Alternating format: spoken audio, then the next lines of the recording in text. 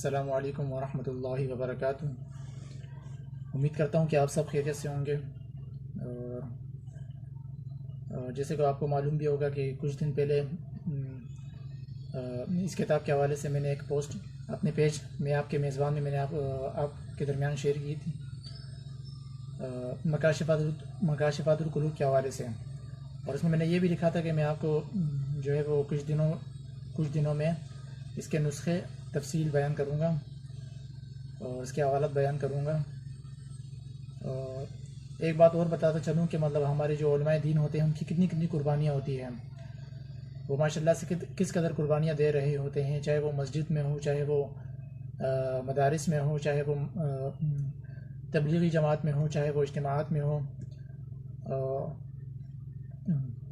تو زیادہ تر ہمارے علماء دین نے ہمارے لیے قربانیاں دی ہے، اور جو ہے وہ دین کو جمع کیا، ایک کتاب کی صورت میں ہمارے درمیان پیش کیا۔ تو ہمیں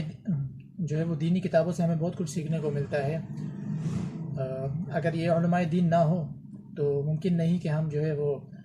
ہم دین سیکھ پائیں یا ہم دین پر عمل کر پائیں، یا حضور صلی اللہ علیہ وسلم کی تعلیمات کو سمجھنے کا ہمیں موقع ملے، یا ہم تعلیمات پر عمل کر پائیں۔ تو یہ سب اللہ تعالیٰ کی طرف سے ہیں، اور بے شک اللہ تعالیٰ ہر چیز پر قادر ہے، اور جو ہے وہ جس کام میں اللہ کا حکم ہو تو بے شک وہ کام کبھی رکتا نہیں ہے، وہ کام جاری و ساری رہتا ہے۔ تو حضور صلی اللہ علیہ وآلہ وسلم سے لے کر آج تک جتنے بھی علماء دین ہیں وہ اسی طرح قربانیاں دیتے آ رہے ہیں، اور اسی طرح مطلب وہ کتاب لکھتے آ رہے ہیں، اور کتاب کی صورت میں ہمیں جو ہے وہ دین کو سمجھاتے بھی ہیں، اس کا مفہوم بھی سمجھاتے ہیں، اس کی تفصیل بھی سمجھاتے ہیں، بیان بھی کرتے ہیں، اور ہمیں دین بھی سکھاتے ہیں۔ چاہے وہ نماز کا طریقہ ہو، چاہے وہ دین کے کسی بھی جو ہے وہ کسی بھی کام کا طریقہ ہو، وہ ہمیں بآسانی جو ہے وہ سمجھا دیتے ہیں، ہمیں سیکھنے کو موقع مل جاتا ہے، ہمیں سیکھنے کا۔ اور جب ہم سیکھ جاتے ہیں تو ظاہر سی بات ہے ہم اس پر عمل بھی کرتے ہیں، اور جو ہے وہ جب ہم عمل کرتے ہیں ہم اس کام میں جاری و ساری رہتے ہیں، اور جب ہم سیکھ جاتے ہیں، عمل کرنے لگ جاتے ہیں، جب ہمارے دل میں اس کا جذبہ پیدا ہو جاتا ہے ان کاموں کا، دینی کاموں کا، تو جب ہم اس میں داخل ہو جاتے ہیں تو ظاہر سی بات ہے ہمارا دل کرتا ہے کہ ہم کسی اور کو بھی سمجھائیں، کسی اور کو بھی دین سکھائیں، چاہے وہ بچے ہوں ان کو بھی ہم تعلیمات دیں۔ پھر آہستہ آہستہ ہم جو ہے وہ مدرسوں میں حصہ لینے لگتے ہیں، آہستہ آہستہ پھر ہم اجتماعات میں جو ہے وہ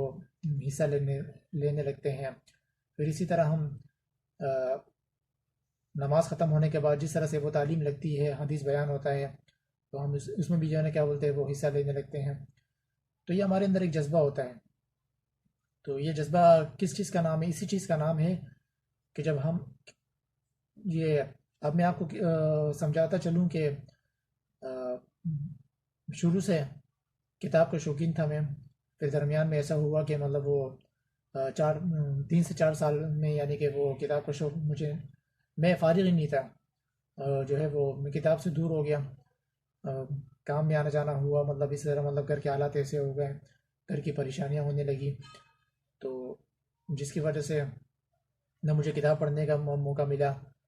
ماشاء اللہ سے مطلب یہ کہ نمازیں تو میں پڑھتا ہوں، لیکن جھوٹ نہیں بولوں گا، مطلب یہ کہ فجر میں کبھی اٹھ پاتا ہوں تو کبھی اٹھ نہیں پاتا، فجر کی نماز کبھی پڑھ لیتا ہوں تو کبھی نہیں پڑھتا میں۔ اور انشاءاللہ مجھ سمیت ہر انسان کو، ہر مسلمان کو، ہر دیندار کو، اور ہر امتی کو، یا حضور صلی اللہ علیہ وآلہ وسلم کی امتی کو جو ہے وہ نماز پڑھنے کا اللہ پاک جو ہے وہ موقع اور توفیق عطا فرمائے، آمین یا رب العالمین۔ تو علماء دین کے حوالے سے میں باتیں کر رہا تھا کہ ان کی جو بھی قربانیاں ہوتی ہیں وہ ہمارے لیے ہوتی ہے، بے فائدے نہیں ہوتی ہے بلکہ فائدہ مند ہوتی ہے، وہ ہمارے لیے باعث فخر ہوتی ہے، ان کے لیے ہمیں فخر بھی کرنا چاہیے، ان کی باتوں پر ہمیں عمل بھی کرنا چاہیے۔ میں اپنے حوالے سے ایک بات اور بتانا چلوں کہ میں جب بھی جمعے کا دن ہوتا ہے تو میں جب مسجد میں جاتا ہوں تو جب بیان ہوتا ہے تو میں پہلی فرصت میں بیان میں پیش ہو جاتا ہوں، میں ان کی باتوں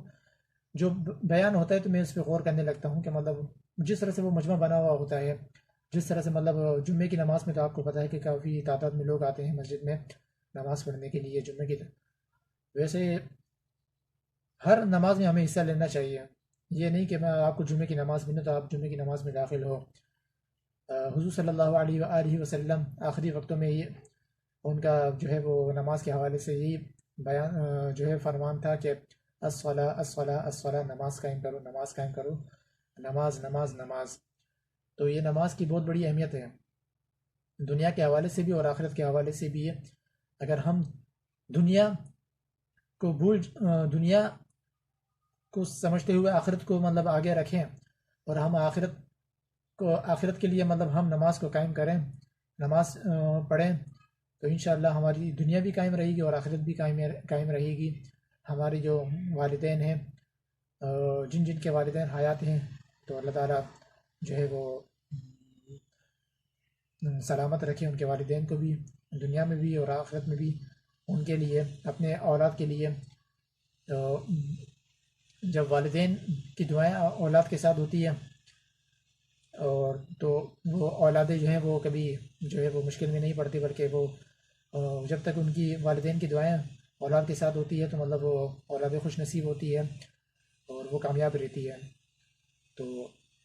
ہمیں اپنے والدین کا بھی خیال رکھنا چاہیے، ہمیں اپنے بزرگان دین کا بھی خیال رکھنا چاہیے، اور جو ہے وہ اپنے بچوں کا بھی خیال رکھنا چاہیے۔ تو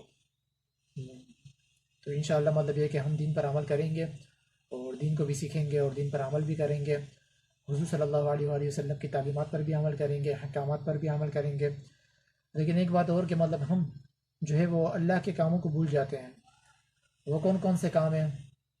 یہ کتاب ہے یہ جس میں یعنی کہ وہ تمام باتیں لکھی گئی ہیں دین کے حوالے سے۔ اللہ تعالیٰ کی جو مقدس کتاب ہے قرآن مجید، اس کے اندر وہ آیتیں بھی موجود ہیں، باقی جو مطلب جو احادیث کے مطلب مفہوم ہیں وہ بھی اس کے اندر موجود ہیں، اور اس کے علاوہ جو مطلب جو علماء دین کے مطلب جو میں نے آپ کو بیان کیا کہ مطلب ان کی جو قربانیاں ہیں، انہوں نے جس قدر قربانیاں دی، مطلب جو سن 1400 سے لے کر مطلب سن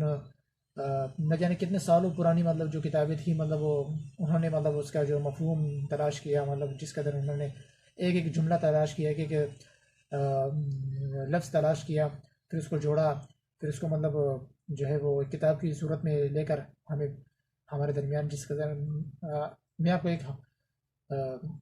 مثال دوں، ایک کتاب ہے یہ کتاب ہے، یہ ہمارے درمیان کس طرح سے آئی؟ علماء دین کے حوالے سے آئی نا۔ تو علماء نے جو قربانیاں دی اور جو ہے وہ کتاب لکھی، اور